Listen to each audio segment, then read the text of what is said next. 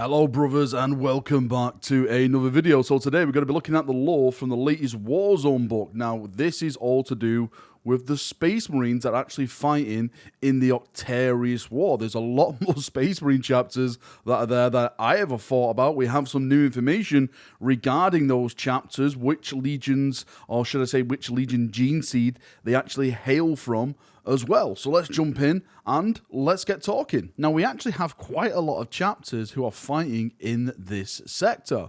So we have the Obsidian Jaguars, which we'll get into in a second because they have some really interesting points about them now. We have the Atlantan Spears, which is probably one of my favorite color schemes when it comes to a Space Marine chapter. We've got the Cobras, the Celestial Guard, the Rampagers, the Dark Krakens, which were sons of Vulcan, if I'm not mistaken, the Darkspires, the Firelords, the Silver Templars, Deathstrike, Wolfspear, Dark Angels, Knights of Abhorrence, and the White Panthers. So as you can see, there is plenty of chapters who are throwing their muscle into this conflict. Now, taking a closer look at these chapters, we've got to start with the Obsidian Jaguars. And the reason I'm starting with these chaps is because I actually thought they were wiped out. If you cast your mind back to when the Space Wolves were getting their codex and all the information about them, there was a short story which featured this chapter where they lost their homeworld. Their fortress monastery was overrun by orcs. The Space Wolves then came and tried to assist them, but it was too late and they found out they basically had been wiped out. Now, what we've learned since then, according to this, is that the chapter master survived and the remnants of those Marines still in the chapter who survived have rallied to his cause, and they're fighting now in this system to kill the orcs. They're like on this vengeance kind of crusade where, you know, even like the systems they're taking hold no strategic value. They're just going in there and absolutely purging the orcs because they have this vast hatred for the orcs because what they did to their homeworld. It's also confirmed that this chapter is an Ultramarine successor. Yes, you heard that right. The Obsidian Jaguars are of the Guilliman gene stock, which is a funny one for me because I don't know why. I thought they were something going to be like Raven Guard or something like that. I don't know. I just thought them as Raven Guard, but no, it has now been 100% confirmed that they are indeed Ultramarines. We also have the Atlantan Spears, of course, who are here. And like I said before, these are one of my favorite color schemes. I love the gold trim. I love that kind of teal, kind of green. Is it like a Sons of Horus green, you would say? I'm not too sure. But they're here and they are purging as well. It actually states here, for those of you who don't know, these chaps are successors of the Blood Angels. And they never answered Dante's call for aid when Baal came under attack. Are these really traitor Blood Angels? I see them as naughty, naughty Blood Angels. But they've been doing their duty. They've been going around. They've been attacking Jakara, Orcs, Heretics, anyone they can basically come across. It states here, actually in the lore, that they're very able to pinpoint locations of the enemies. And the Inquisition, who's kind of tracking these chaps, don't understand how they're able to do that. They theorize it may be down to their librarians. And we all know that Blood Angels, librarians in the gene seed are very, very well done. It does mention that they did manage to take down an orc battle cruiser referred to as the Mega Daka Blaster. It was en route to a system and they took over it and they then basically put it on a collision course with other orc ships, and it was so big, it was so destructive, it basically halted the orc push in that sector for months, and the Imperium was able to withdraw a lot of its forces and save a lot of civilians because of their heroic actions in the void. So yeah, thumbs up to the Atlantan Spears for doing that. Thumbs down for not answering the call to Dante. Wait till Dante gets hold of you boys. You are in for it. The Dark Angels are here, of course, doing Dark Angel shenanigans, as we expect. It says Dark Angels forces were possibly identified on the world of Nob Shasha, hopefully I'm saying that right, on the hive world of Kathafan in the Exessa system, putting down heretical cults known as the Eight Spokes and the Chosen of Akabad. They prevented several areas of Kathaban's orbital shipyards from falling into the enemy hands, stormed the rogue vessel by his name, Do We Live Before It, could lead the system. Currently activities are unknown. So it's basically Dark Angels are doing Dark Angel stuff. Like I said, they're up to their little secret shenanigans. The Wolfspear chapter here, we've actually just did another video on the Wolfspear a couple of days ago, all their lore and stuff like that. The Wolfspear warded great hunts against the Tyranids on the frozen death world of Bindzanir. They stalked lictors in howling snowstorms and brought down bio-titans on city-sized ice flows. On the Mount Helbeck, the Wolfspear initiated an avalanche that wiped out a colossal Tyranid horde, either crushing the Xenos or driving them into the icy depths of the Mirror Sea. So the Wolfspear are actually getting things done, bloody hell. Hunting down lictors and taking down bio-titans. These guys are absolutely hardcore to the fullest. Next up are the Silver Templars, and of course, we all know who the Silver Templars are. They're the budget Black Templars, of course they are. The Sons of Guilliman want a crusade, but they can't do it because they are Sons of Guilliman. Just kidding, all you Silver Templar players who are raging at me.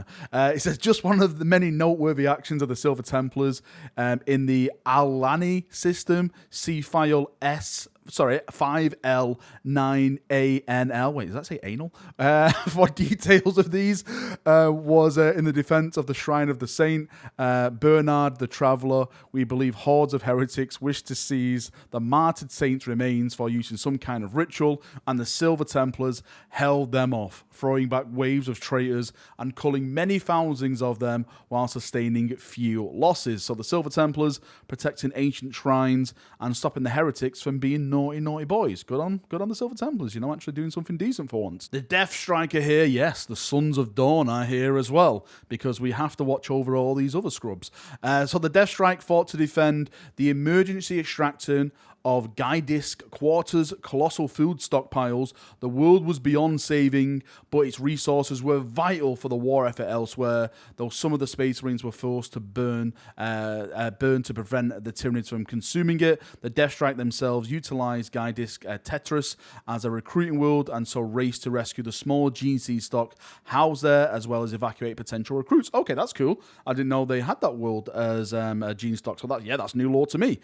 So they basically just burnt the food that they couldn't take, so the Tyranids couldn't nom it and make more Tyranids, you know, trying to stop the Tyranids. Kind of scorch earth tactics there from the Deathstrike, I would say. Next up are the Knights of Abhorrence, and again, I really like their colour scheme. They kind of have like a Spartan helmet as their symbol, which is always cool. So it says, though reports exist of the Knights of Abhorrence having also fought elsewhere in the region, Primary Intelligence speaks of their efforts in the Koloros system on the Dark Mont. They successfully destroyed a gene stealer cult outbreak that called itself the Onyx Worms in an area of highlands known as the Ribs of Jakathar. Hopefully I get them pronouncing that right. On the Kolophos Prime, they were instrumental in the defense of the Broadcrest Citadel, where they launched numerous armored counterthrusts against attacking greenskins. All right, so these guys are doing it all. They're taking on gene stealers, and they're taking on the orcs in the area, and defending certain places. So yeah, congratulations to these knights doing knightly things as you would expect. Next up is the White Panthers, and I think this is the first time I've seen their colour scheme. Correct me if I'm wrong, but yeah, I think this is kind of a new one. It's pretty cool, black and white. I think it's got a silver power pack as well. So it says here, the White Panthers fought on one of the most important battles. First, they retook the Vapor Extractorium plant Alpha Megris 001 from Gene Stealer cultist of the ever-shifting Sandcoil. It was made a close quarter battle, made more difficult by the fact that the infrastructure had to be protected to maintain water supplies to the population. This took several weeks. At the end, the Space Marines had scant hours to prepare a defense of the planet they had just captured against a swarm of oncoming Tyranids. So not only did they just take on Gene Stealers and rid the planet of Gene Stealers in close quarter combat, which is probably favours Gene Stealers because they can overswarm you and everything like that. Once they wipe them out, they're like, okay, let's make now fortifications because there's an oncoming Tyranid invasion. So the White Panthers are absolutely in the midst of it, and props to them for killing the Gene Stealers and then about to take on some Tyranids. So hopefully they come out the other side. Rift Cobras get a mention here, and again, I think this is the first time we're seeing the Rift Cobra colour scheme. So it kind of has like khaki helmet, khaki arms. The rest of the armour is black, and it has like green throughout of it, like green trim, green knee pads and stuff. So yeah, very, very cool. And they've got like, of course, the Cobra symbol as their chapter symbol. So it says the Rift Cobras responded to a panic calls for aid from the penal world of Kurnak 5. They found themselves not only fighting the looting hordes of Nabrot stub fingers, but also arm-writing inmates. Oh boy. They crushed both with ruthless efficiency in what was called the Death Rain Massacre. They slaughtered thousands of convicts in a matter of minutes. Oh boy. You don't want to loot when there's Space Marines around. They also prevented the Greenskins from looting a vast armament stockpile of the Bastile's 7C3. So not only are they killing orcs, they're also killing, rioters. So, don't try and steal like radios and TVs in front of the Rift Cobras, because they will gun you down with no mercy. Next chapter taking part is the Celestial Guard, and I had no idea what this chapter was. Never heard of them before. What it really stood out for me is their colour scheme. It's absolutely gorgeous. I love it. I did some research on these. I don't know what their successors of or anything like that. Hopefully they turn out to be Imperial Fist, because I would love to add this colour scheme to my Last War project. Again, the blue chest piece and everything else white and stuff, and the chapter symbol, 2 axes on a shield, kind of hints at the Executioner's chapter a little bit. That's why I'm probably attracted to that chapter symbol. So it says here, the Celestial Guard have only recently begun to rebuild their homeworld after it was attacked by orcs. It is without doubt the chapters harbour a deep hatred for the Xenos. It seems like a lot of Space Marine chapters hate orcs, because orcs just come in and just ransack their worlds and just destroy their fortress monitories. It says committing a significant strength to fighting in the Semphis system, they cleared Beast Snagger warbands from the mobile ravines on Nazca and relieved the siege of the Habender fastness on Cast. Hopefully I'm pronouncing all these words bloody right, keeping its vital Logistarum hub in use. So basically they're killing orcs, and they're smiling about it because they hate orcs. Well, everyone hates orcs because orcs are absolute bastards. The Sons of Jagatai Khan are here, the Rampagers. Yes, they're here fighting and killing and purging. I love this chapter colour scheme again, all in red. They have the lightning bolt, but there's a fist holding it. Where there's a fist, it means awesomeness is about to follow. Of course, that is the golden rule. So it says the Rampagers arrived in the Pan Killers subsector shortly before the Aladani was declared lost, deploying to the Exhaust system. They have pursued heretical cults, wiping out several entirely on Cathan, including the followers of the Hallowed Four and the Free. Free as in it's free, not free as the number, because people get mistaken when I pronounce things. They have also fended off the Jakari Raiders on Dactalis.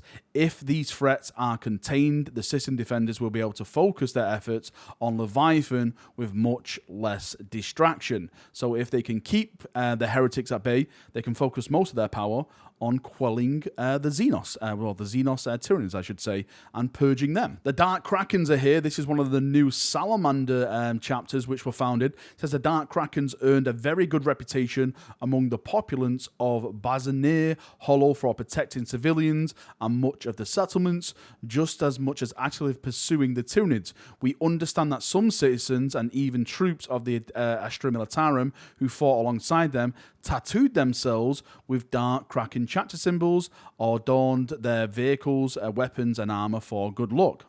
So it seems like the Sons of Vulcan are doing something inspiring. I wonder if these guys are very, very kind to the civilians, or are they kind of meanest to the civilians? Hopefully they're very, very kind, because we all know that Vulcan likes to give out amazing hugs, and if his sons don't do that, then there's something extremely wrong. Another new colour scheme that's been announced in this book is the Darkspires. Again, you can see it in the background, all black, yellow trim, yellow Aquila in the middle, yellow helmet, and they have a castle as their chapter symbol, or should I say a castle tower, not really an actual castle. Love it. I really do like that. I'm actually thinking of doing that castle symbol for my Bretonia stuff when the old world comes out. But enough of that. So it says the Darkspires here. We've almost failed to identify the Darkspires in the Pankiller subsector. They made no contact with Imperial authorities and appear to have limited all their activity to the Semaphist system. We have no evidence of their presence there before the system fell to the Orcs, and little idea as to what they're doing. Their presence does correlate with a significant increase in infighting between Orc war bosses, which saw many brutes killed. So maybe these guys are going round and actually taking like the heads of the Orcs out. So basically it makes like a power vacuum, and the Orcs end up killing each other rather than focusing their power on killing the Imperium stuff in the area. So that's interesting. These chaps don't actually have a father chapter as we know of, so maybe they're kind of related to Raven Guard. Sneaky tactics, going in, taking the head off, and then just watching the chaos unfold. Finally, we have the Fire Lords, and it says the Fire Lords brought a considerable number of armored assets to the Koloss system, spending much of their campaign on Gratu in the much ravaged plains of Plenta. Their storm speeders identified and tracked Tyranid swarms. Not only did this offer vital warnings to other units, but it also provided targeted telemetry to the Fire Lords on whirlwind batteries, as well as Astra Militarum and artillery, enabling these forces to annihilate huge number of Tyranids. So these guys are just purging from afar, fire everything, and like just bombarding and stuff, and the scout and everything like that. That's very, very cool. I'm not too sure if these chaps are still Sons of Rogal Dawn or not. I think it got rewritten that they're like an unknown chapter now. Like, we don't really know where they come from. Please correct me on that if I'm wrong. I'm sure I read that somewhere, so I'm not too sure to add these chaps to the last wall or not. Anyway, Chaprunios, that is me done for another video. Thank you for coming. Thank you for watching as always. If you've got any thoughts, feedback, anything like that, post it down below. Yes, I'm not really a fan of these Warzone books in terms of how they release their rules and everything like that, but I am a fan of lore. You know me, I love lore. I love reading about Space Marines and what Space Marines are doing. I'm a huge Space Marine fanboy, so when I see stuff like this, I really do get hyped, I really do get happy, and hopefully they'll expand on these battles and we'll get to see more of these chapters more in depth, and they'll bring them out a little bit more. I'd love to learn the Rift Cobras, the Celestial Guard, the Darkspires, who they actually belong to in terms of gene steed. So, you know, stuff like that is always welcome for me. Anyway, enough waffling. Thank you for coming. Thank you for watching. See you now. Have a great day, and bye-bye.